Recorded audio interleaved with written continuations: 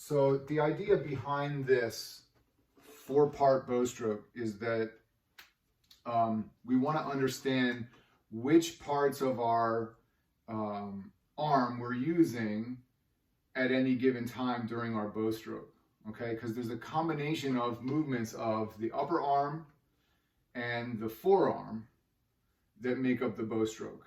The upper arm moving from the shoulder joint, the forearm moving from the elbow, all right? So what we want to do and how you want to practice this is you want to position yourself so that your violin or your instrument is parallel to whatever you're looking at yourself in. So if you're looking at yourself in a camera, if you're on Zoom there, if you want to put yourself in gallery mode so you can see yourself a little bit better and see me, that's a good idea. And you want to point your feet so that your instrument is parallel, either to the mirror or to your device, okay? You can also do this in the mirror. Either one is good. So point your toes so that your hips and your shoulders are square and you're not having to twist yourself in order, you don't want to twist your torso in order to get your instrument parallel to your device, all right, or your mirror.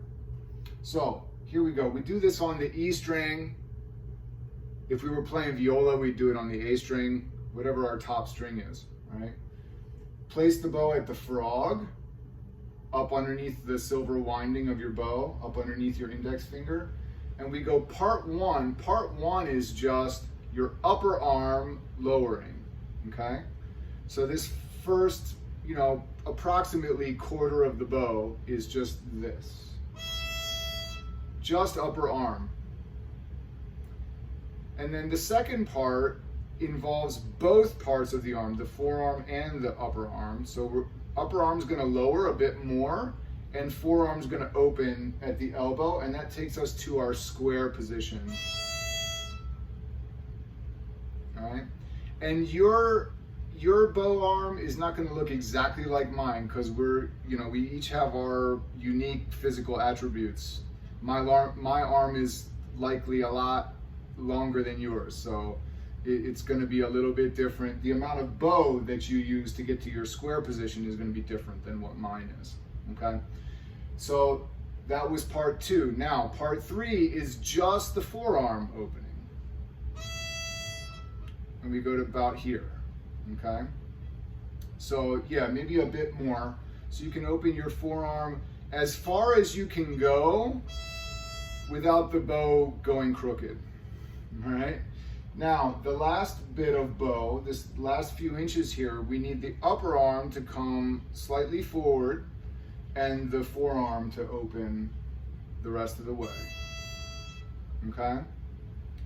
And that forward movement or movement slightly forward and across the body with the upper arm is what keeps the bow straight here.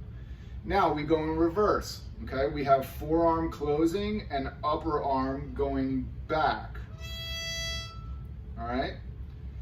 Then we just have forearm closing to square.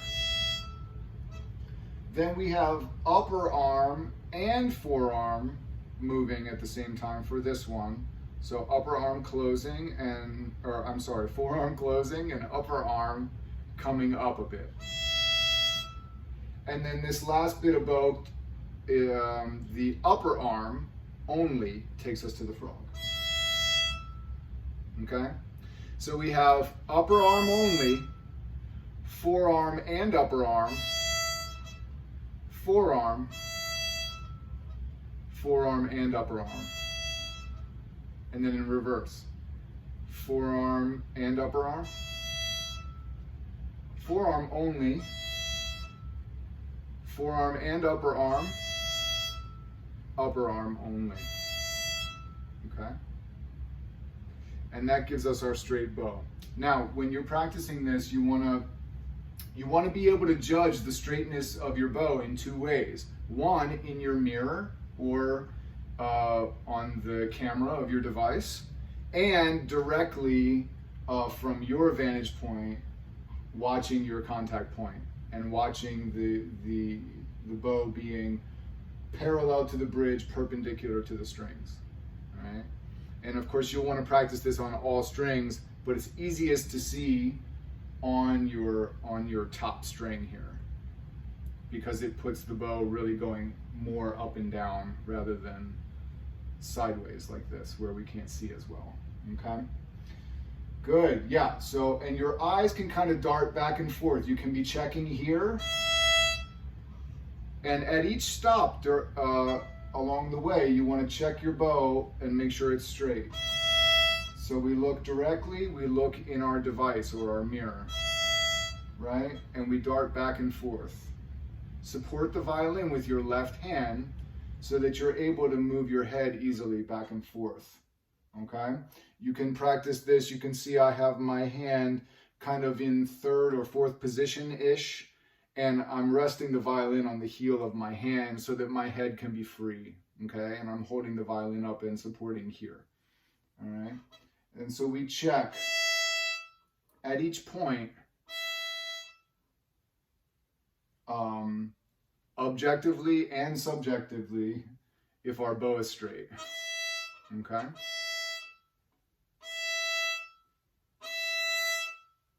All right, good.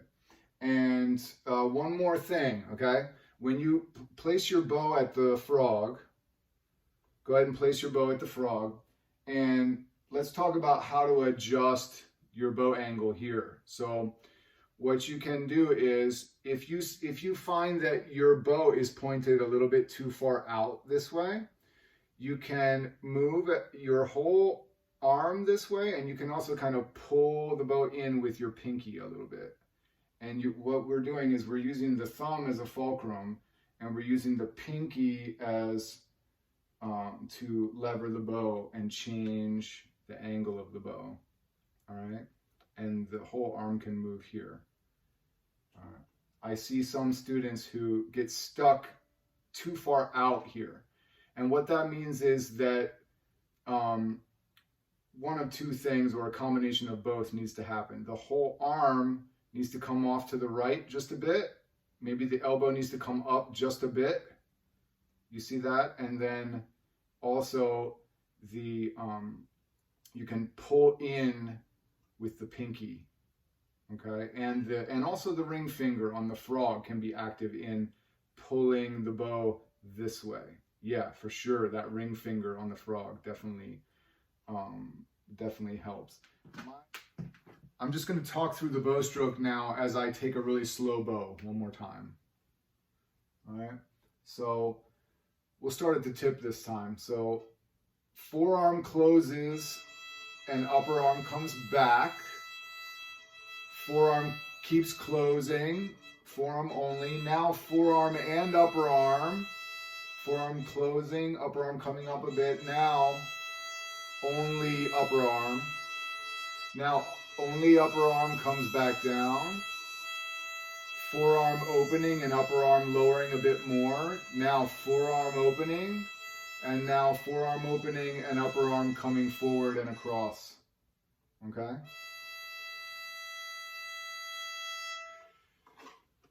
Good. All right.